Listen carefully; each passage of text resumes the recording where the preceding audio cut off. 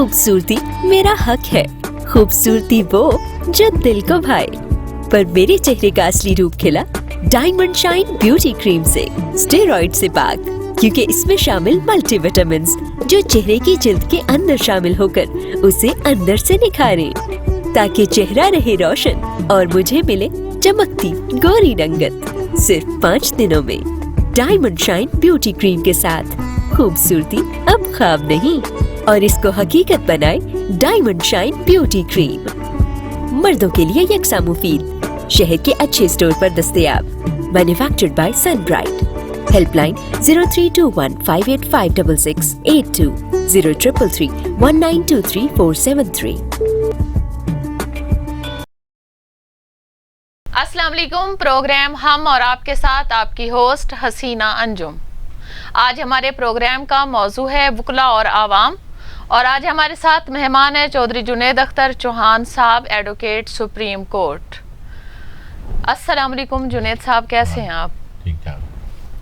आपसे मेरा ये सवाल है कि नए वकला के लिए इंटर्नशिप जो होती है वो बहुत ही मुश्किल होती है, उनका ये मरहला बहुत मुश्किल होता है, और उनको अपने मुस्तकबिल को रोशन करने के लिए यकीनन वो चाहते होंगे कि हम किसी अच्छे वकील के पास इंटर्नशिप पर बैठें और कुछ सीखने को मिले। तो इस बारे में आप क्या कहते हैं? और आजकल जो वकला न्यू एडमिशन्स हो रहे हैं वकलास के यूनिवर्सिटीज़ में, उसके बारे में आप कुछ बताएं।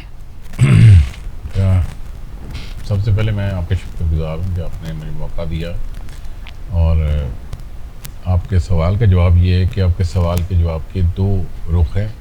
एक रुख ये है कि नए आने वाले लॉयर्स जिन्होंने इंटर्नशिप करनी होती है उनके लिए क्या क्या मुश्किलात होती हैं, और दूसरा जो रुख है इसका वो है दाखिले के हवाले से कि लॉ में दाखिला के लिए क्या क्या टेस्ट रिक्वायरमेंट्स क्या क्या।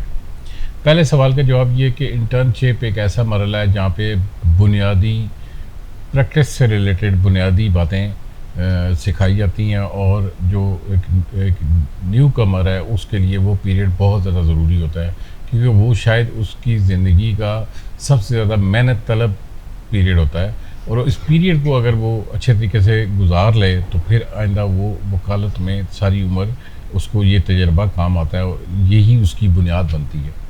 जहाँ तक जो सीनियर्स का ताल्लुक है, तो सीनियर जो अच्छे सीनियर हैं, मैं ये नहीं कहता कि बुरा सीनियर भी होता है, सारे सीनियर ये शफीक होते हैं, मेहरबान होते हैं, और मैं बार बार ये कहता हूँ कि एक उस्ताद और एक वालिद, ये दो ऐसी शख्सियात होती हैं जो अपनी औलाद को या अपने शागिर्द को जब ग्रो करते देखती हैं तो उनको खुशी होती है, और ये इनमें जेलसी नहीं होती।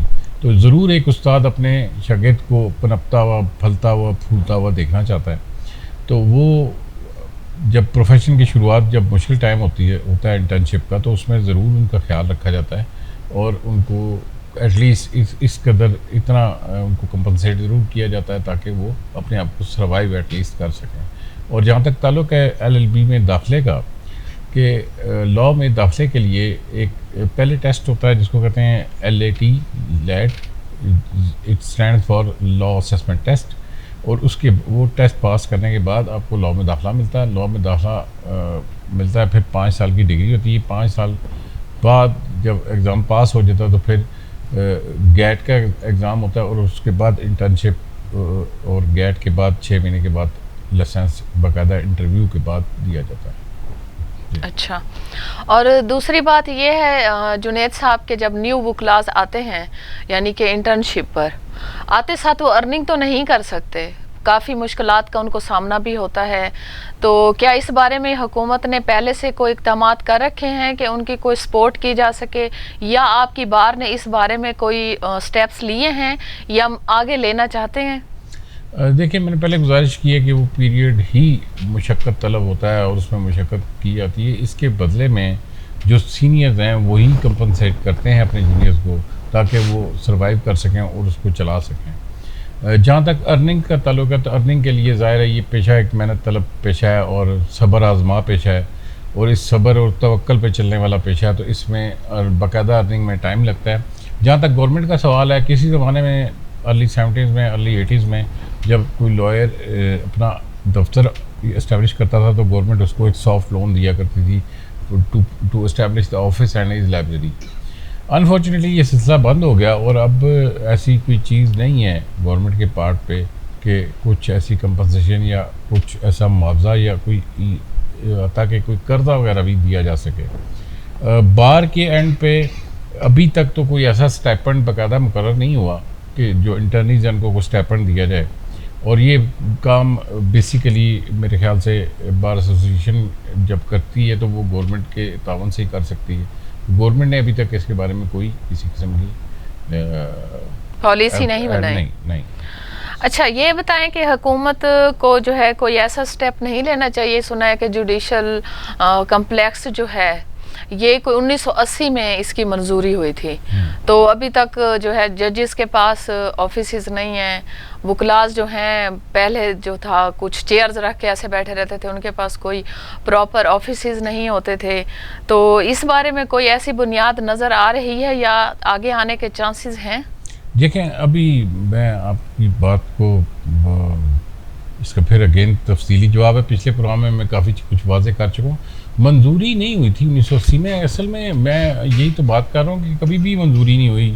वो मंजूरी जो मंजूरियाँ हुई भी हैं उन पर अमल दरामद नहीं हुआ, प्रॉपर अमल दरामद नहीं हुआ, और जहाँ तक अमल दरामद हुआ तो उसका कोई हमें अभी तक फल नहीं मिला, कोई रिजल्ट नहीं मिला। जुनेद साहब, ये जो कचहरी है इसको बने हुए 40-42 साल हो गए हैं, लेकिन अभी तक जो है इसका कोई मुकम्मल कोई ऑफिसेज नहीं है, कोई एक ईंट भी नज़र नहीं आ रही। इस बारे में आप क्या कहते हैं?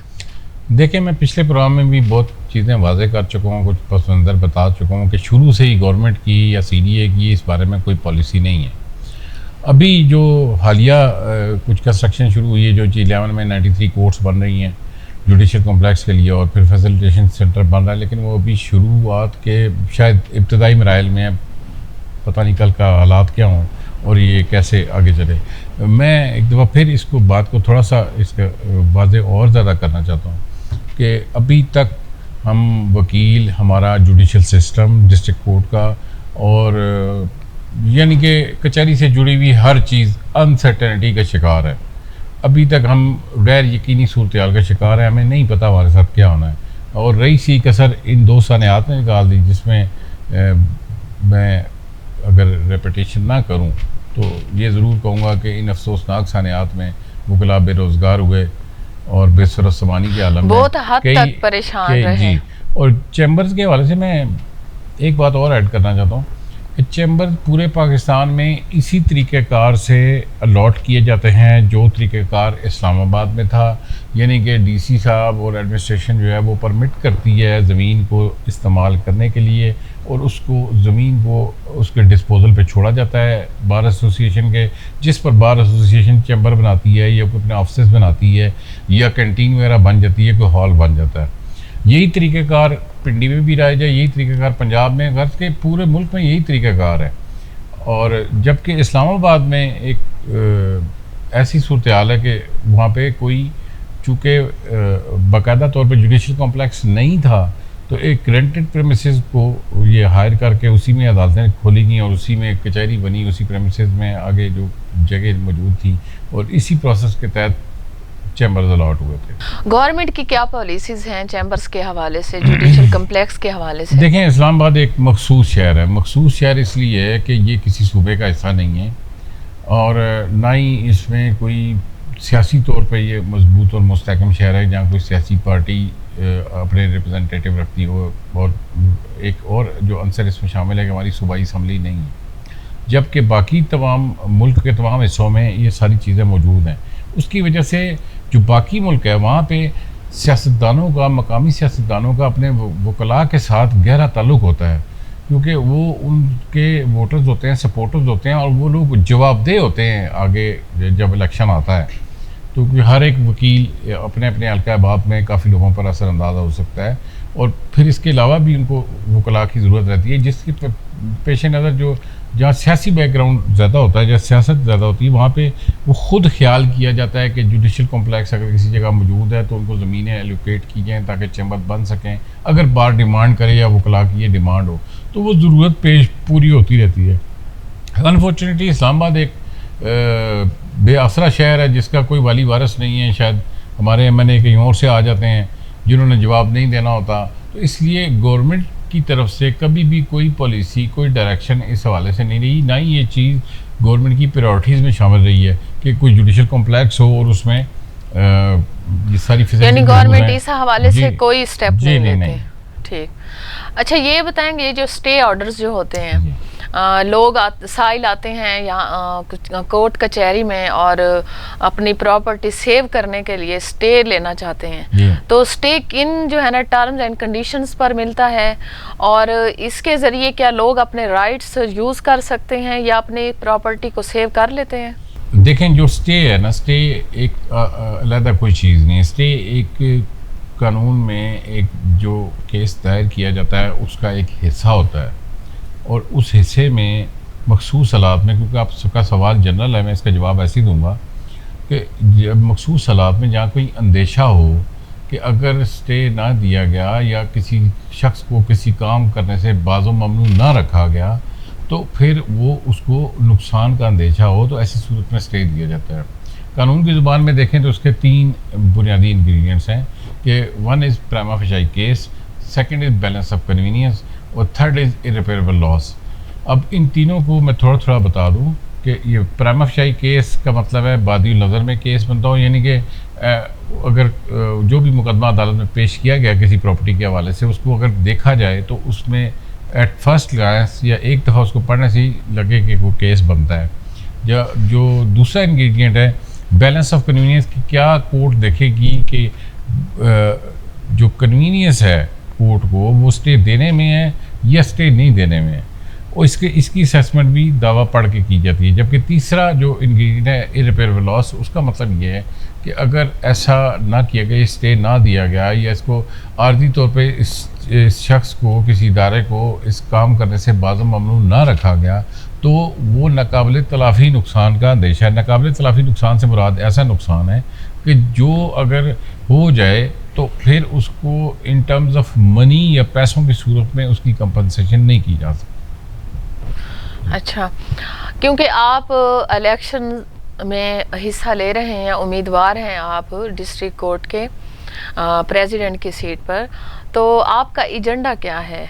आपने बड़े अच्छे तरीके से पहले भी ब्रीफ किया है हमें, सारी बातें हम लोग डिस्कस कर चुके हैं, लेकिन इस वक्त बहुत से मसाइल हैं। हम छोटे छोटे मसाइल तो बहुत बार डिस्कस कर चुके हैं, लेकिन बाहर की जो लाइब्रेरी है वो इस वक्त भी जो है मुकम्मल मेंटेन नहीं है। ऐसा माहौल नहीं है कि वहाँ बुकला जाकर स्टडी कर सकें या कोई बुक उठाकर वहाँ बैठकर कंफर्टेबल माहौल में बैठ सकें। तो इस बारे में आप ये बताएं कि आपका एजेंडा इस बारे में क्या है और आपकी बार ने इससे पहले क्या कुछ किया है? देखिए, हमारी बार में बहुत सारे काम होते रहे हैं। हमारा बार एक ऐसा इदारा है जो हर साल इलेक्शन के ज़रिए हमारी बदलते हैं, जो भी सदर चुना जाता है तो एक प्रोसेस चलता रहता है। तो बार की लाइब्रेरी की जहाँ तक बात है, बार की लाइब्रेरी शुरू से ही बहुत अच्छी थी, और इसमें साथ साथ हर दौर में हर जो भी सदर मुंतखब हुआ उसके ग्रुप ने या उसके पैनल ने या उसके साथियों ने इसमें अपनी अपनी कंट्रीब्यूशंस की। ख़ास तौर पे पिछले 1-2 साल में बहुत काम हुआ, जब बार को थोड़ा सा उसकी बुक्स बाइंडिंग हुई, उसको नई शेप दी गई, रेनोवेशन की गई, और उसमें जिद्दत के साथ कोई मल्टीमीडिया को और चीज़ें, फिर इसमें लेक्चर तवातर से शुरू हो गए जो पहले नहीं होते थे, और मुख्तलिफ सीनियर वकला को बुला के उनको इनवाइट करके नौजवानों के लिए लेक्चर अरेंज किए जाते थे, जिससे नौजवानों की ग्रूमिंग होती है, उनको गाइडलाइन मिलती है। अभी जो मैं अपना एजेंडा रखता हूँ, उस एजेंडे में मैं एक बात फिर ऐड करूँ कि चूँकि हमारे पास परमानेंट स्ट्रक्चर नहीं है, जिसकी वजह से कुछ चीज़ प्रॉपर बन नहीं सकती। लाइब्रेरी बनती भी है तो उसको मेंटेन नहीं रखा जा सकता। उसकी वाहिद वजह यह है कि हमारे पास कोई मुस्तकिल स्ट्रक्चर ऐसा मौजूद हो जहाँ पे एक प्रॉपर लाइब्रेरी हो, तो हम लॉयर्स जो हैं वो बहुत कुछ देने को तैयार हैं। They are ready to donate, they are ready to gift for the library. मेरे पास अपनी बहुत बड़ी लाइब्रेरी है, मैंने हाई कोर्ट बार को भी गिफ्ट की थी। इसके अलावा मेरे पास और बहुत ज़्यादा बुक्स हैं, मैं चाहता हूँ मैं दूँ, लेकिन मुझे सिर्फ यही इनसिक्योरिटी रहती है कि शायद वहाँ पे उसकी इनकी प्रॉपर हिफाजत हो सकेगी या नहीं हो सकेगी। इस तरह और बहुत से सारे सीनियर लॉयर्स हैं जो अपनी बुक्स देना चाहते हैं, तो वो हम ज़रूर करेंगे, उसको डेवलप करेंगे, कुछ अच्छे तरीके से उसकी सुपरविजन करेंगे, कुछ माहौल को बेहतर करेंगे, कुछ लोगों को बुलाएंगे जो लेक्चर दे सकें, डिलीवर कर सकें, रिटायर्ड जजेस को बुलाएंगे, इनवाइट करेंगे, और ताकि ये लेक्चर जो हैं ये नौजवानों को अच्छे तरीके से ग्रूम कर सकें। जी सही। तो वकला के मसाइल तो बहुत ही हैं, जितना भी हम डिस्कस करें तो ये ख़त्म होने वाले नहीं हैं। तो जिस तरह हर पेशे में होता है, डॉक्टर्स के पास चेयर्स होती हैं, अच्छा माहौल होता है, वहाँ पर मरीज़ आते हैं, ट्रीटमेंट उनका अच्छे तरीके से होता है, साफ़ सफाई सुथराई का ख्याल रखा जाता है। तो इसी तरह यकीनन वकला भी चाहते होंगे कि हमारे भी चैम्बर्स अच्छे हों, ऑफिस नीट एंड क्लीन हों, ताकि हमारे पास जो हमारे क्लाइंट्स आते हैं वो भी एक अच्छे इन्वायरमेंट में बैठकर हमसे बात कर सकें, हमसे सेटिस्फाइड हों और उनको भी एक कंफर्टेबल माहौल हम फराहम करें। तो इस बारे में मेरा ख्याल है कि पहले बहुत बात हो चुकी है और मज़ीद अगर आप कुछ कहना चाहें तो हमारे, क्योंकि हमारे कुछ जो क्लाइंट्स होते हैं वो ओवरसीज़ पाकिस्तानीज भी होते हैं।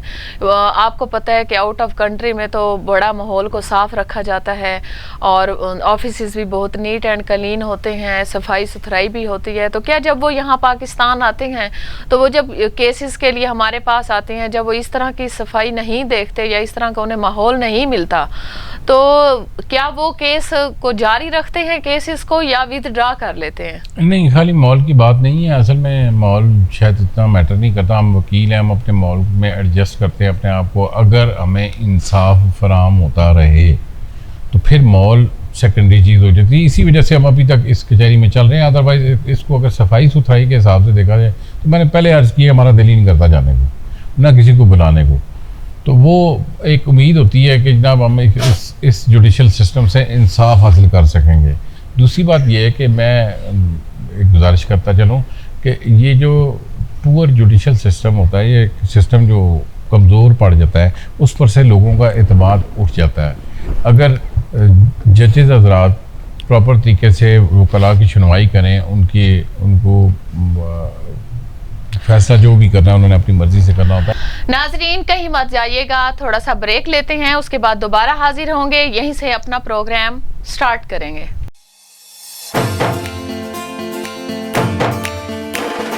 वारिस निहारी है सबसे मयारी, जो भी इसको खाए खुशी से मुस्कुराए। मयारिस का है सबसे वारिस निहारी 1960 से कायम शुदा अनारकली लाहौर वाले अब आपके शहर रावलपिंडी सैटेलाइट टाउन और सदर की कामयाबी के बाद अब आपके शहर बहरिया टाउन फेज 7 में वारिस निहारी की फखरिया पेशकश। वारिस लाहौर दारुल बाही हर किस्म की लाहौरी फ्राई मछली के लिए अब लाहौर जाने की जरूरत नहीं। जायका वो जो मन को भाए। स्पेशल नली और मगज निहारी फ्राई, चिकन निहारी, स्पेशल मछली तसला, लाल बोटी तसला, नली और मगज देसी घी के तड़के के साथ, शीरमाल, रोगनी नान, ताफ्तान न्याज के लिए स्पेशल तैयार किए जाते हैं। भरपूर जायका और आला मयार ही हमारी पहचान है। तो आज ही अपनी फैमिली के साथ तशरीफ लाएं और जायके की एक नई दुनिया में खो जाएं। वसी कार पार्किंग की सहूलत के साथ फ्री होम डिलीवरी और फूड पांडा की सर्विस। Waris Nihari D999 Satellite Town Commercial Market Rawalpindi, 109 B Adamjee Road, Saddar Rawalpindi Cantt. Clock Tower नज़द Burger King, Bahria Town phase 7। Waris Nihari की फर्स्ट एनिवर्सरी के मौका पर रावलपिंडी कमर्शियल मार्केट में 20 अक्टूबर को 50% डिस्काउंट हासिल करें। खुश आमदीद, वेलकम बैक। वहीं से शुरू करते हैं जहां से सिलसिला टूटा था। जी जुनेद साहब, आप ये बताएं कि जदीद लाइब्रेरी के बारे में आपका विजन क्या है? देखिए, मैं पहले बता चुका हूँ कि चूँकि हमारा स्ट्रक्चर परमानेंट नहीं है, जिसकी वजह से हमारी लाइब्रेरी बहुत बेहतर है लेकिन शायद परफेक्ट नहीं हुई। हर आने वाले सदर ने अपने तौर पे कोशिश की इसको बेहतर करने की। किताबों में काफ़ी ज़्यादा हम ऐड भी किए, किताबें की गई हैं पिछले अदवार में, उसको मल्टीमीडिया भी उसको प्रोवाइड किया गया, लेक्चर्स काफ़ी शुरू हुए। हम बढ़ रहे हैं ऐसा ऐसा और लाइब्रेरी को बेहतर भी कर रहे हैं ओवरऑल। जहाँ तक मैं अपने एजेंडे की बात करूँ तो इस एजेंडे में मैं लाइब्रेरी को थोड़ा सा और मॉडर्नाइज करना चाहता हूँ। जो इसकी एक्सेस या सब्सक्रिप्शन है ऑनलाइन, वो PLJ या हमारे मखसूस डाइजेस्ट तक महदूद ना रहे, बल्कि इनको मज़ीद और एक्सेस भी हासिल हो, कुछ यूरोपियन लाइब्रेरीज तक एक्सेस दी जाए, ताकि जो भी वकला वहाँ जाते हैं वो उससे इस्तेफ़ादा करते हैं तो वो बेहतर तौर पर इस्तेफ़ादा कर सकें। तो बाकी मैं अपने सीनियर हज़रात से रिक्वेस्ट करता हूँ कि वो किताबें इसको गिफ्ट करें लाइब्रेरी को, खुद अपने तौर पे मैं गिफ्ट करना चाहता हूँ। मैंने पहले भी गिफ्ट किया है इस्लामाबाद हाई कोर्ट को, बहुत सारी किताबें गिफ्ट की अपनी लाइब्रेरी में से, ताकि ये एक पढ़ने का या हमारा शोबा चूँकि इससे रिलेटेड है, इसमें हम एक कंट्रीब्यूशन दे सकें अपना, कि ये ताकि बेहतर तौर पर लाइब्रेरी काम कर सके। सही। जुनैद साहब, मैं आपसे ये सवाल भी करूंगी क्योंकि F8 कचहरी में, इस्लामाबाद कचहरी में कोई भी हॉस्पिटल नहीं है जी, ठीक है, कोई भी वहाँ पर इमरजेंसी ज़ाहिर हो सकती है, क्लाइंट्स के साथ भी कोई मसला हो सकता है, वकला के साथ भी हो सकता है, लेकिन वहाँ पर कोई ऐसी डिस्पेंसरी नहीं है, कोई हॉस्पिटल्स नहीं है, कोई डॉक्टर्स अवेलेबल नहीं होते, तो इस बारे में आप क्या कहेंगे? देखें, हमारा तो अलमिया इतने इस कचहरी के हवाले से कि जिस पर बात करना शुरू करें तो ख़त्म ही नहीं होती। मैंने फिर बताया कि हमारे पास चूँकि परमानेंट स्ट्रक्चर नहीं है, तो हमारे पास परमानेंटली कुछ भी नहीं है। रही सी कसर हम खुद एडमिनिस्ट्रेशन ने निकाल दी है, इसके रास्ते बंद करके, ना वहाँ गाड़ी जा सकती है, ना कोई एम्बुलेंस जा सकती है, किसी को इमरजेंसी हो जाए। हमारे कई साथी, ख़ास तौर पे 3 मार्च 2014 वाले इंसिडेंट में बहुत बड़ी प्रॉब्लम आई थी कि ना वहाँ स्ट्रेचर था, ना वहाँ गाड़ी जा सकती थी, ना कुछ, और वो कुर्सियों पे और बेंचों पे लेकर ज़ख्मियों को अस्पताल पहुँचाया गया था। ये एक और अलमिया, आर्जी तौर पे एक डॉक्टर साहब मौजूद होते हैं, लेकिन वो द टाइम बीइंग ही होते हैं, वो ज़्यादा मेडिकल केयर नहीं दी जा सकती। और लॉयर्स के लिए भी ये बड़ा प्रॉब्लम। हमारे सीनियर वकील साहब को हार्ट अटैक हुआ, वो उनकी वफ़ात होगी, सिर्फ इस वजह से कि उनको प्रॉपर्ली उठा के बाहर नहीं ले जाया जा सकता था। फर्स्ट एड नहीं था, वहाँ पे एक्सेस नहीं है, वहाँ पे गाड़ी की एक्सेस नहीं है, एम्बुलेंस नहीं आ सकती। तो ये एक हालांकि इतनी बड़ी कचहरी है, यहाँ पर हॉस्पिटल होना ज़रूरी है। हॉस्पिटल ना हो, बाकायदा कम से कम डिस्पेंसरी हो, कम से कम कुछ चीज़ हो। एक बना था हॉस्पिटल, लेकिन वो ग्राउंड में बना था, लिहाजा वो इलीगल था, तो इसलिए वो डिमोलिश हो गया। अच्छा, वो इलीगल करार देकर डिमोलिश किया गया चैम्बर्स के साथ, यानी कि वो भी इलीगल कर दिया गया। अब अगर वहाँ पर वकला बीमार हो जाएं या जजेस बीमार हो जाएं या क्लाइंट्स बीमार हो जाएं, तो कुछ वहाँ ऐसा नहीं है कि वहाँ पर मरीजों का इलाज किया जा सके। व्हीलचेयर भी नहीं है, स्ट्रेचर भी नहीं है। सही। अच्छा, आप ये है कि मसाइल तो यकीनन कचहरी के बहुत सारे हैं। मेरा ख्याल है कि इस तरफ कभी किसी गवर्नमेंट ने कोई तवज्जो ही नहीं दी कि कचहरी में किस चीज़ की ज़रूरत है और किस चीज़ की नहीं है। उल्टा जो चैम्बर्स थे वो भी इन्होंने गिरा दिए, वकला को जो है भूखा रहने पर मजबूर कर दिया। क्योंकि आप इलेक्शन लड़ रही हैं और डिस्ट्रिक्ट कोर्ट इस्लामाबाद से प्रेसिडेंट की सीट पर, तो आपके एजेंडे में क्या क्या चीज़ें शामिल हैं? आप वो एजेंडा बताएं जिसको आप कंप्लीट कर सकें। देखिए, मैंने पहले भी पिछले प्रोग्राम में भी वाज़ेह किया था कि this is not a ceremonial election, कि जिसमें इलेक्शन लड़ना आसान हो या इलेक्शन जीत कर कुछ चीज़ एंजॉय की जाए। ये क्राइसिस का इलेक्शन है। इस क्राइसिस के इलेक्शन में हमने सबसे पहले अपनी डिग्निटी बहाल करनी है, जजेस के रवैयों को दुरुस्त करना है। जो रवैये चेंज हो गए हैं, जो आज हमें लोअर जुडिशरी में ख़ास तौर पे ये कहा जाता है कि ये जो एक ट्रेंड है कि जी आप बहस ना करें, मैं पढ़ के फ़ैसला कर दूंगा, ये मुनासिब रवैया नहीं है। आपको वकील को सुनना पड़ता है, उसकी बात, फ़ैसला अपनी मर्ज़ी से करें, लेकिन जो बात है मेरिट्स पे वो आप सुने, जो कानून की बात है वो सुने, उसकी बहस वो बहसा सुनने के बाद फ़ैसले करें। ये जो एक हमारे इधर नया तरीक़ेकार, नई रविश चल पड़ी है कि जजेस हज़रात चैम्बर में बैठे होते हैं, जी पढ़ के फ़ैसला कर देंगे। मेरा ख्याल है ये इस रविश को चेंज होना चाहिए। जजेस को बाकायदा तौर पे वकला के आर्गूमेंट्स को सुनना चाहिए और उसके बाद फ़ैसला करना चाहिए।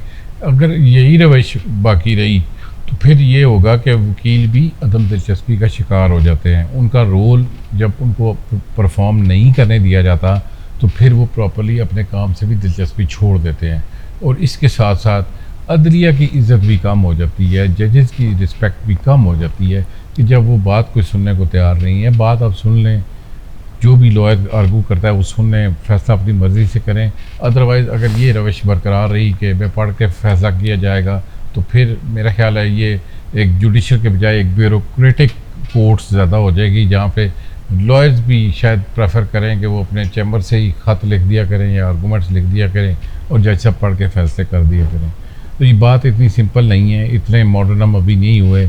लॉयर्स की ज़रूरत दुनिया के हर मुल्क में है, उनका एक अपना रोल है जो वो परफॉर्म करते हैं। अमेरिका में भी लॉयर्स होते हैं, वो आर्गू करते हैं केस को सुना जाता है, केस को प्रॉपर्ली सुन लिया जाए, फैसला बेशक इसमें कोई डाउट नहीं है कि वो जज ने अपनी मर्ज़ी से करना है। जो चीज़ उसको अपीलिंग लगे, जो आर्गूमेंट उनको अपीलिंग लगे, लेकिन लॉयर्स को उनके बेसिक फंक्शन परफॉर्म करने में रुकावट न डाली जाए, उसको गैर ज़रूरी ना समझा जाए, उसको इम्पोर्टेंस दी जाए। जुनेद साहब, आप जैसे बिहेवियर की बात कर रहे हैं, जजेस का सच में बिहेवियर गैर मुनासिब होता है, क्योंकि मैं भी इसी शोबे से मुंसलिक हूँ। मैं हर रोज़ देखती हूँ कुछ जजेस जो है वो शाउट कर रहे होते हैं वकला हजरात पर, उनकी पूरी बात नहीं सुनी जाती और उनको जो है कई 2-2 घंटे तक जो है वेट करवाया जाता है कि आप जनाब वेट करें, फिर आपकी बारी आएगी, फिर हम आपको सुनेंगे। चलें, वो तो बारी का इंतज़ार तो करना पड़ता है, लेकिन जो वकला हजरात हैं वो भी पढ़े लिखे हैं, वो भी इंसान हैं, उनकी भी सेल्फ़ रिस्पेक्ट है, तो उनके साथ जो बिहेवियर किया जाता है या उनके साथ जिस तरह पेश आया जाता है वो जो है काबिल मुज़म्मत है। मैं इस पे 2 बातें करूँगा। एक तो जहाँ तक बारी की बात है, तो हमें इस बात को थोड़ा सा सब्र से बर्दाश्त करना चाहिए कि कोर्ट्स के ऊपर लोड है, ये बात तस्लीम शुदा है, इस बात को हम समझते हैं, इस मजबूरी को समझते हैं, इस पे बज़िद नहीं हो जाना चाहिए कि आप मुझे 2 घंटे क्यों वेट कराया जा रहा है। ये लॉयर्स के पार्ट पे भी थोड़ा सा उनको सब्र करना चाहिए।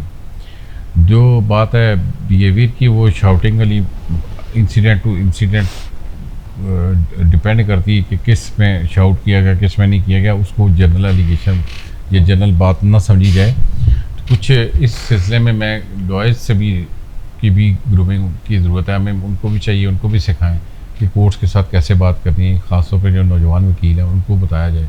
ठीक है, एक हद होती है, फ्रस्ट्रेशन हर शख्स के साथ होती है, जाहिर है वकील अपना केस प्रेजेंट कर रहे हैं, शायद उसका क्लाइंट उसको ज़्यादा प्रेशराइज कर देता है, वो इरिटेट हो जाता है या कोई ऐसी बात कर देता है, वो भी नहीं होनी चाहिए। और लॉयर जो जजेस हैं उन पर शायद ज़्यादा रिस्पॉन्सिबिलिटी है कि उनको समझना चाहिए इस बात को कि सिर्फ इस थोड़ा सा एटीट्यूड जो है वो थोड़ा सा दुरुस्त रखें, लॉयर्स की बात सुन लें, बाकी जो मर्जी फैसला करें।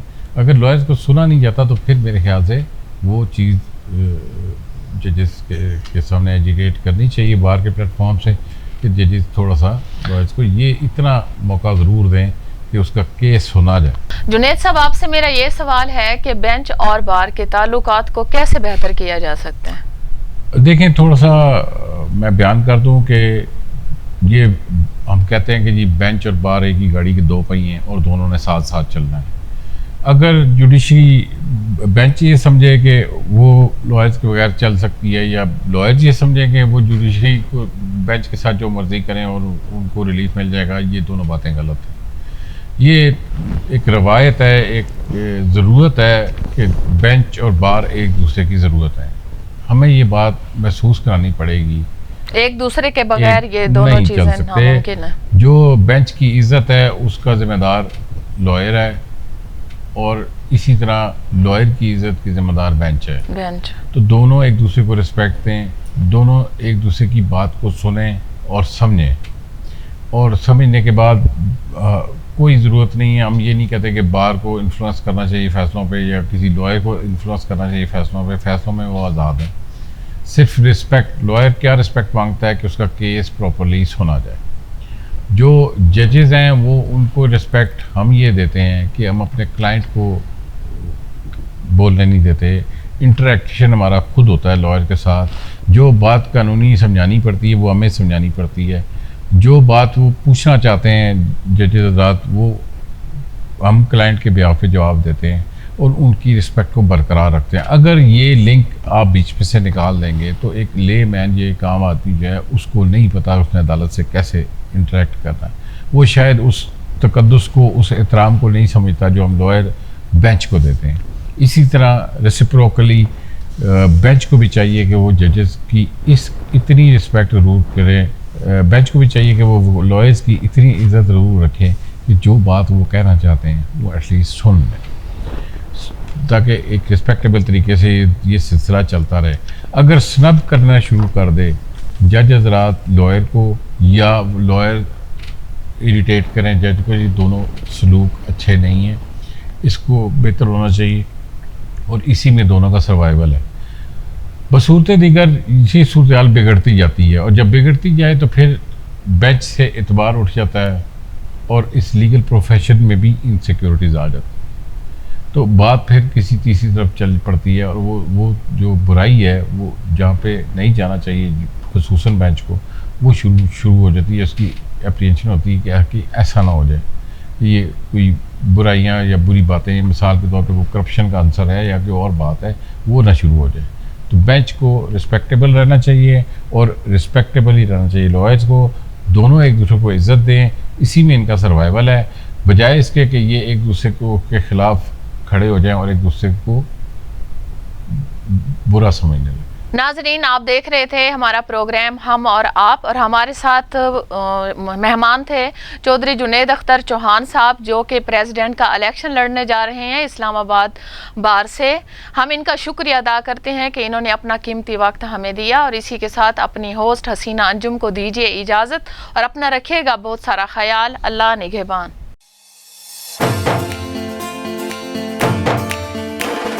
वारिस निहारी है सबसे मयारी, जो भी इसको खाए खुशी से मुस्कुराए, मयार इसका है सबसे भारी। वारिस निहारी 1960 से कायम शुदा अनारकली लाहौर वाले अब आपके शहर रावलपिंडी सैटेलाइट टाउन, और सदर की कामयाबी के बाद अब आपके शहर बहरिया टाउन फेज 7 में वारिस निहारी की फखरिया पेशकश। वारिस लाहौर दारुल माही हर किस्म की लाहौरी फ्राई मछली के लिए अब लाहौर जाने की जरूरत नहीं। जायका वो जो मन को भाए। स्पेशल नली और मगज निहारी फ्राई, चिकन निहारी, स्पेशल मछली तसला, लाल बोटी तसला, नली और मगज देसी घी के तड़के के साथ, शीरमाल, रोगनी नान, ताफ्तान न्याज के लिए स्पेशल तैयार किए जाते हैं। भरपूर जायका और आला मयार ही हमारी पहचान है। तो आज ही अपनी फैमिली के साथ तशरीफ लाएं और जायके की एक नई दुनिया में खो जाएं। वसी कार पार्किंग की सहूलत के साथ फ्री होम डिलीवरी और फूड पांडा की सर्विस। Waris Nihari G999 Satellite Town Commercial Market Rawalpindi, 109B Adamjee Road Saddar Rawalpindi Cantt. Clock Tower नज़द Burger King Bahria Town phase 7। Waris Nihari की फर्स्ट एनिवर्सरी के मौका पर रावलपिंडी कमर्शियल मार्केट में 20 अक्टूबर को 50% डिस्काउंट हासिल करें।